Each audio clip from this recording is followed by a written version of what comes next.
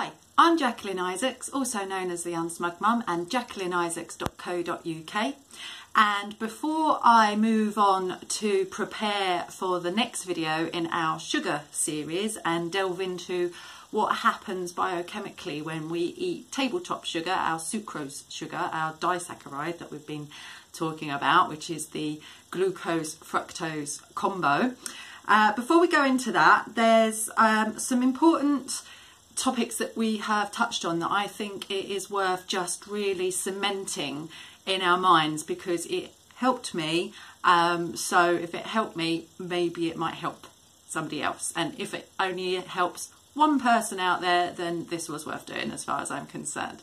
So I want to delve into something that has been very fashionable recently when it comes to the diet industry, and talking about concepts like that our food and our environment has advanced at great speeds, faster than our animalistic bodies have kept up, and so we have lots of champions of going back to prehistoric times and trying to eat as they did, claiming that that is healthier. So I want to delve into a little bit about that and talk about this concept of the hunter-gatherer. Now, obviously, I've brought that up before, so I just want to quickly talk about that now. And we're going to, as you know, I have associated the hunter side of hunting gathering with the paleo, the modern day paleo way of eating, and I have associated the gatherer aspect with our modern day sort of vegetarian, vegan, plant way of eating. And we have voices from both camps giving very sound examples of scientific advice as to why their way is better. And so I would like to delve into that a little bit.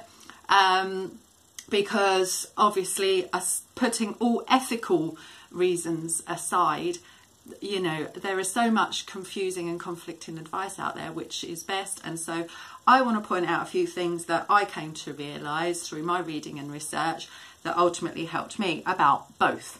So I will scan these little mistakes and all, my high-tech props, so that I can actually put these on the website, because I think it's interesting to actually look at the similarities between the two, and I've deliberately set them out so that you can really easily compare the similarities between basically what we're talking about is paleo versus vegan or all plant diets. So let's take hunter first of all. So we have hunter.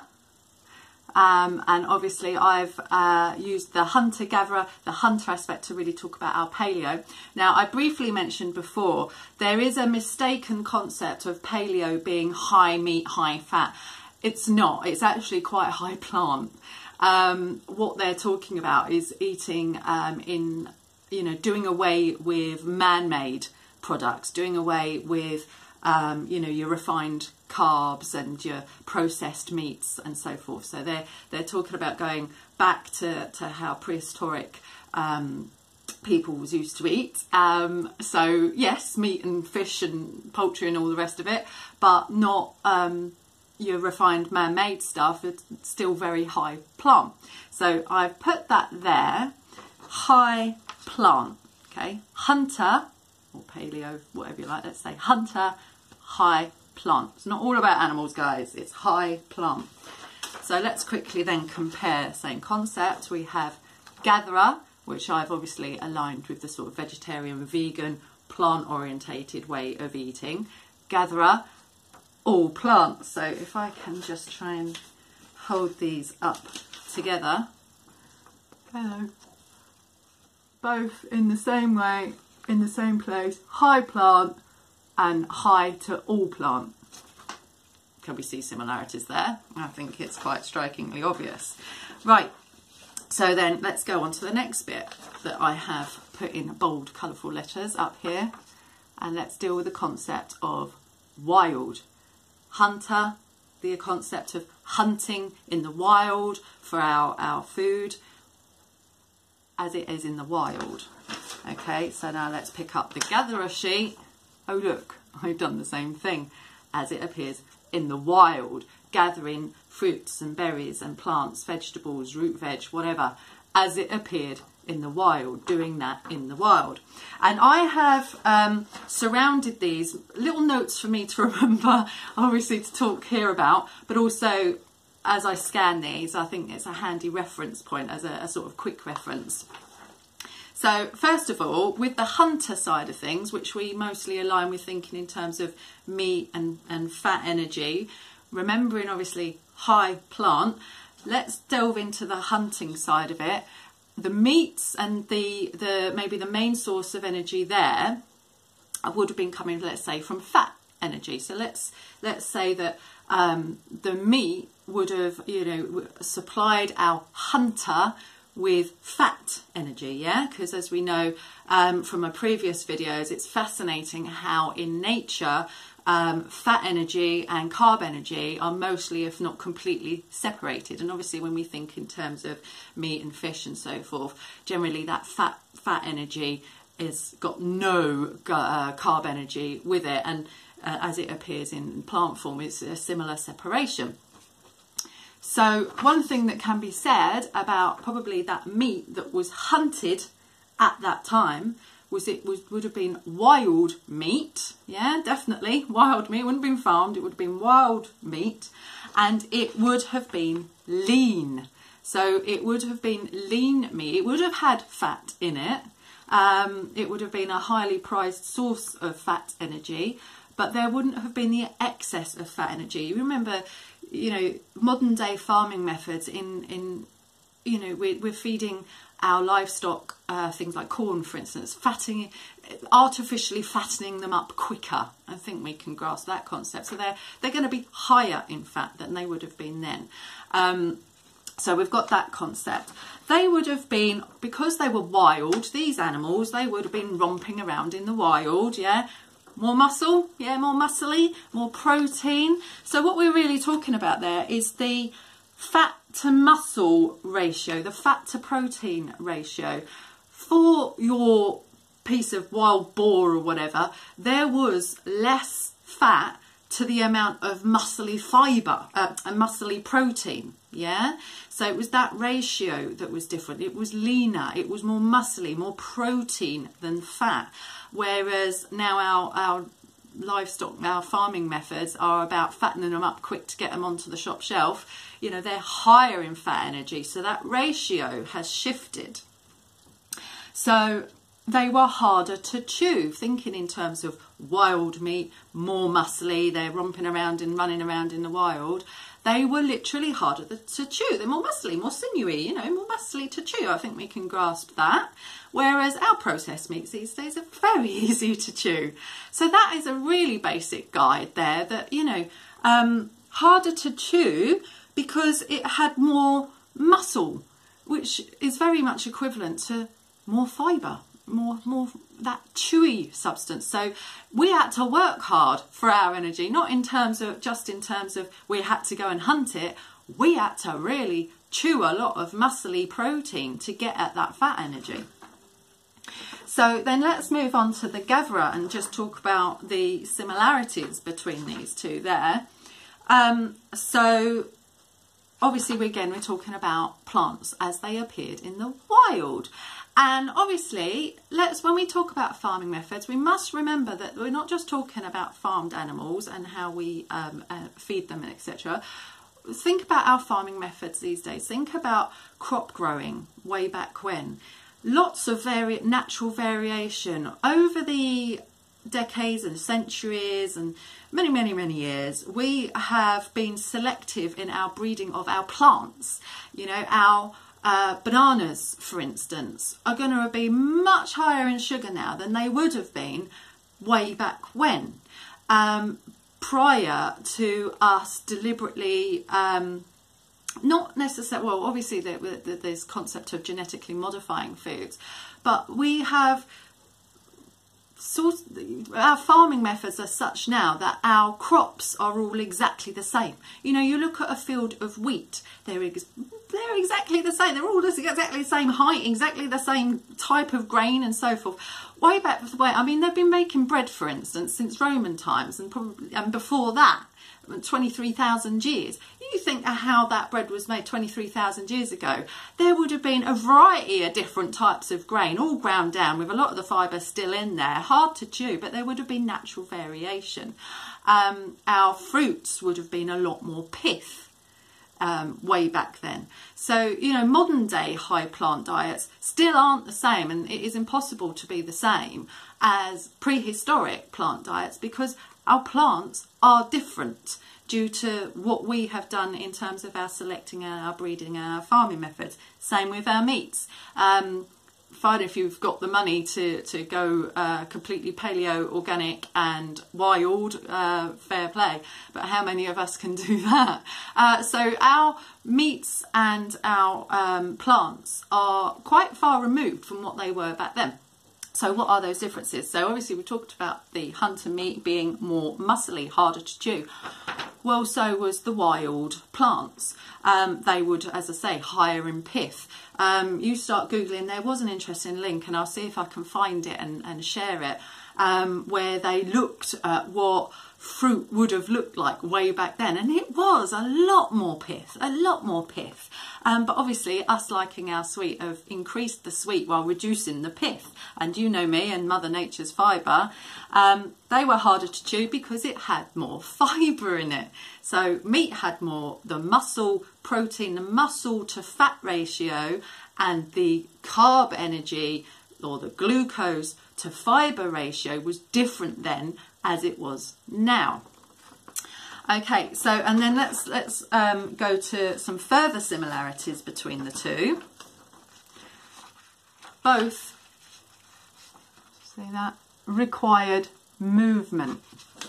That was the hunter, here's the gatherer. Required movement. What do I mean by that? Well,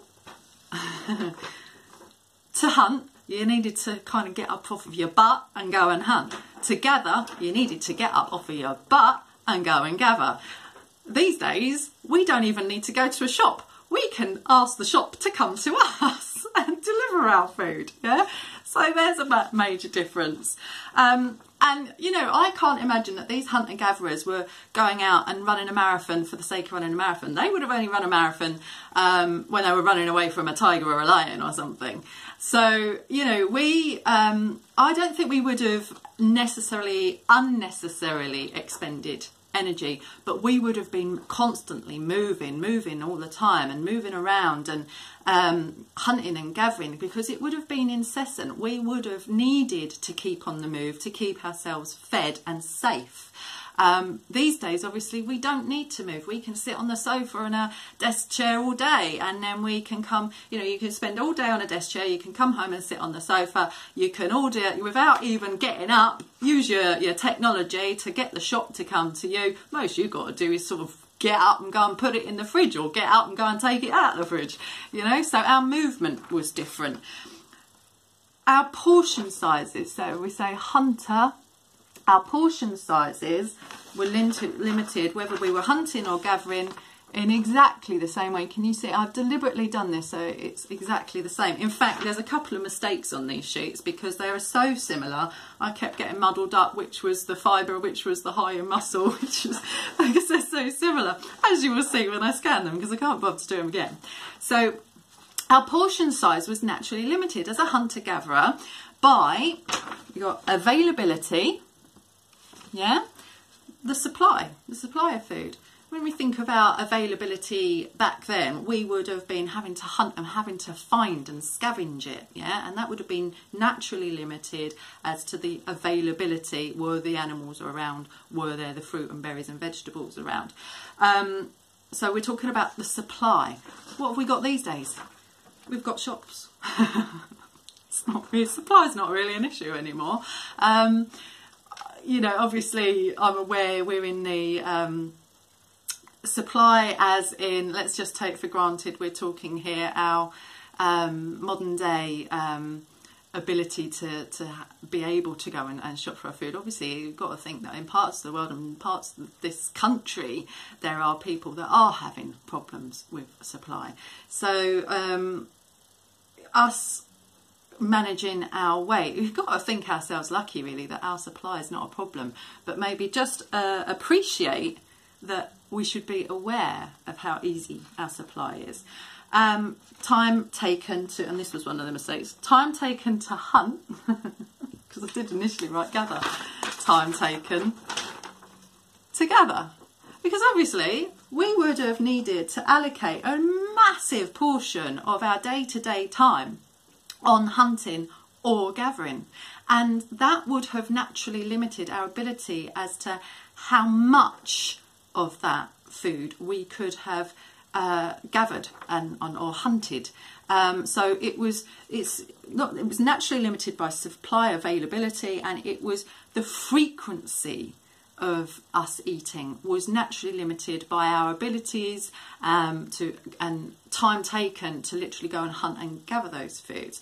Whereas now our frequency can be as often as we like. We don't really have to go very far at all to get ourselves some food.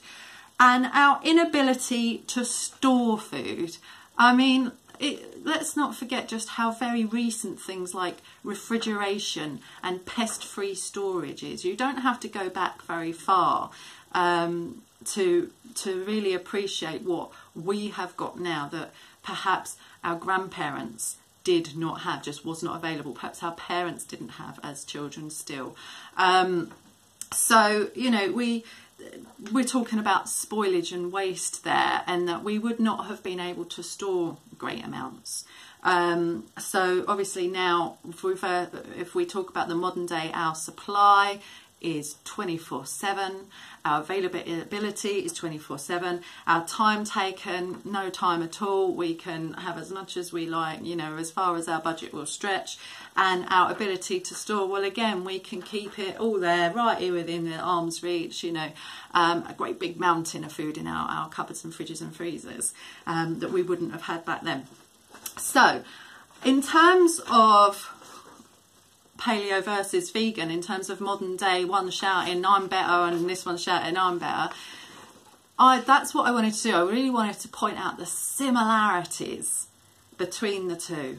And the thing that really strikes me is the same. So yeah, paleo might work, yeah, vegan might work. The reasons why are the same, because their energy versus how hard something was to chew, whether that would be with muscle or fibre, it limits the energy in that regard. It's either plant, high fibre, or it's high muscle, it's lean meat, lean unprocessed meat.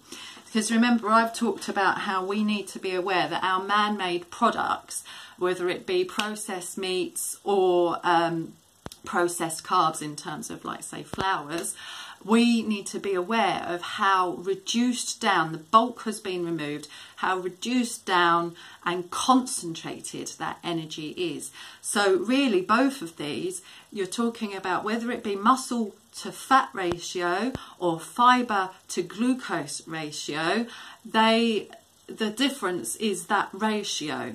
It is very easy to have something that is high energy and easy to chew. So really, this is the key, and this is the key to help me. Whether it be hunter-gatherer or hunter-gatherer, both, so whether it be that we are a gourmet and have both, the key is looking to how it appears in nature. That is how they are both the same.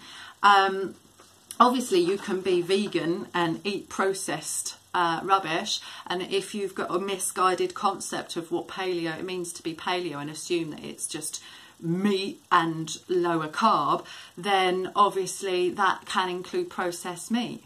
So if we really look at what it means to be ethically vegan and what it means to be properly paleo, they are both high plant for a start, so they are both high fibre, there's that word again, And in terms of the meat and the fat energy from meat, it is about not processed meat. It's not about concentrated fat energy. It is about lean paleo meat.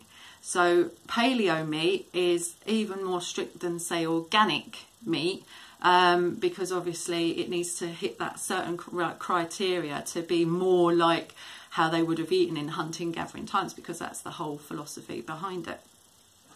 So that brings me basically around to finish this video. Obviously I am a gourmet, I am a hunter and gatherer, if you like. I eat the meat, the fish and the poultry, but I also eat a lot of plant. And so I always try and make sure that every meal contains some plant of some variety, to make sure every meal contains that fibre. And generally try and make sure I'm not anti-fat. We need fat, I've talked about that before, and I am not anti-carb. We absolutely do need glucose. There is a reason why our body maintains glucose in our blood supply. There's a reason for that, and it's because it's important. So I am not anti-carb. I am very much pro-awareness and bigging up as things, Mother Nature, as things appear in nature. So that is our guide, and before I leave this one and go on to my final high-tech prop, if we keep in our heads that we can just simply look at nature for our healthy eating guidelines to help our weight loss and help our maintaining our weight. We can think of potatoes in their skins, we can think of grains with their fibrous casing, and we can think of lean wild meat being more protein and muscle than fat, and not the processed fatty mush that a lot of us tend to tuck into, encased inside a highly concentrated, lacking in fibre, high carb bread, say flour based product. Yeah, so you can appreciate perhaps the further away something is as it appears in nature, the further and more unrecognisable something is from as it appears in nature, the more concentrated that energy, the higher in energy that is going to be, and the lower in those energy limiting, energy restricting fibres and proteins that food is going to be. And so that brings me around, as you know, to the final little quip that is my favourite invention. If it doesn't make you chew, it ain't gonna reach your poo. And that is the key. Our porridgey, hairy plug holes, our sticks down a stream, our muscly, protein rich lean meats and lacquer, you know, have something that makes you chew, guys. Honestly, if something dissolves in your mouth, I ain't making you work for that energy at all. That's likely to be refined, concentrated energy. You think of a piece of bread dissolving in your mouth, you think of a sweetie dissolving in your mouth, you think of chocolate dissolving in your mouth, all of that stuff. If it doesn't make you chew, it ain't going to reach your poo, which means it's going to go whizzing into your body. You're going to get full all of that energy. None of it is going to be restricted, limited or reduced. So there we go. I'll leave you with that concept. Have a good day, guys.